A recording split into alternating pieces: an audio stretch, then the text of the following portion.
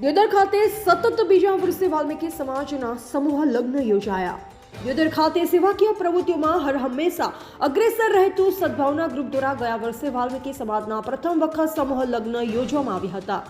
જેમાં નવયુગલોએ પ્રભુતામાં પગલાં પાડ્યા। જો કે આ વર્ષે પણ સદભાવના ગ્રુપ દ્વારા વાલ્મીકી સમાજના સમૂહ લગ્નનું આયોજન કરવામાં આવ્યું અને દિયોદરના આરતી કોલ્ડ સ્ટોરેજ કોટડા ખાતે ભવ્ય સમૂહ લગ્નોત્સવ યોજાયો હતો। જો કે આજે બીજા સમૂહ લગ્નોત્સવ કાર્યક્રમમાં વાલ્મીકી સમાજના 27 જેટલા નવયુગલોએ પ્રભુતામાં પગલાં પાડ્યા અને સમૂહ લગ્નમાં પધારેલ મહાનુભાવોએ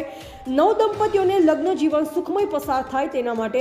આશીર્વચન પાઠવ્યા। જો કે બીજી તરફ ઉત્તર ગુજરાતનો સર્વ વાલ્મીકી સમાજ એક મંચ પર જોવા મળ્યો અને વાલ્મીકી સમાજના આગેવાનોએ જણાવ્યું કે ગઈ સાલ સદભાવના ગ્રુપ દ્વારા પ્રથમ વખત અમારા સમાજના સમૂહ લગ્ન લેવાયા અને બીજા વર્ષે પણ સદભાવના ગ્રુપ દ્વારા સમૂહ લગ્નનું આયોજન કર્યું, તે બદલ અમે સદભાવના ગ્રુપનો આભાર વ્યક્ત કરીએ છીએ। જો કે બીજી તરફ સદભાવના ગ્રુપના સક્રિય કાર્યકર્તા અને દિયોદર વિધાનસભાના પૂર્વ ધારાસભ્ય અનિલભાઈ માળીએ જણાવ્યું કે ગયા વર્ષે અમે એક સાહસ કરી વાલ્મીકી સમાજના સમૂહ લગ્ન લીધા, જેમાં અમને વાલ્મીકી સમાજનો પણ સારો આવકારો મળ્યો। ત્યારે બીજા વર્ષે પણ આજે અમે એક સુંદર પ્રકારનું આયોજન કર્યું છે, જેમાં વાલ્મીકી સમાજની સાથે સર્વ સમાજના દાનવીરોનો અમને સાથ મળ્યો છે, જે બદલ અમે સર્વનો આભાર વ્યક્ત કરીએ છીએ। એવા કલ્પેશ બારોટ, દિયોદર।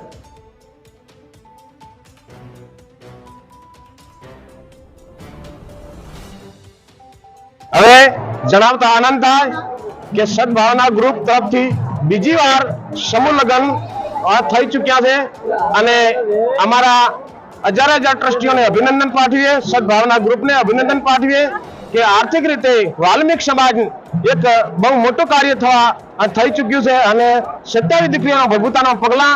અને બહુ પ્રોત્સાહન આપી અને નાના મોટા કાર્યને હું અભિનંદન આપું છું અને ફરી સદભાવના ગ્રુપને પણ અભિનંદન અમે પાઠવીએ છીએ કે અમારા બહુ સરસ કાર્ય કરી રહ્યા છે અને વિકાસના પંથે જે અમને લઈ જઈ રહ્યા છે એમને અમે ખૂબ ખૂબ અભિનંદન આપીએ છીએ વાલ્મીકી સમાજ તરફથી।